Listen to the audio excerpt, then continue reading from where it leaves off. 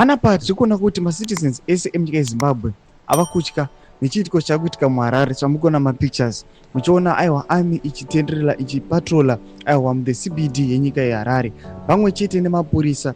Pane mashoko atiri kuona vakomana aiwa vana vachiexposa zviri kuitika kuarmy ikoko. Sanopinda mashoko anobuda itogwa panapa noti subscribe like what on the bell icon. Tienda pahendo aiwa yevakomana anonzi majera ndo vakomana muza vanofumura the ruling party ZANU-PF anyora achiti I don't know why the military faction led by Mnangagwa's son Sean, who is the commander of the faction, is sending military trucks, therapy trucks on the streets. Philip Valerio Sibanda, Anselm Sanyato and Godwin continue to deny involvement.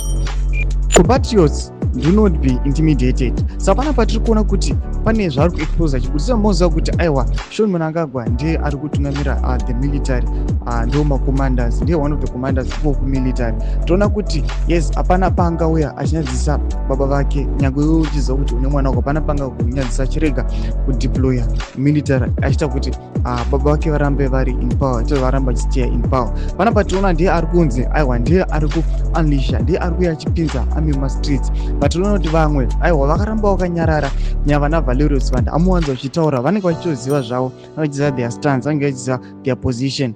Avambounleashi but noona kuti vakomana ava vana vaIdhi Mnangagwa ndongo vachideploya. Akati paisekuwa ndakatoziva kuti zvichatozoitika. Tudze mafundo enyu moti kudii pamusoro pechiitiko ichi. Nyakume section medu musaona subscribe like, turn on the bell icon.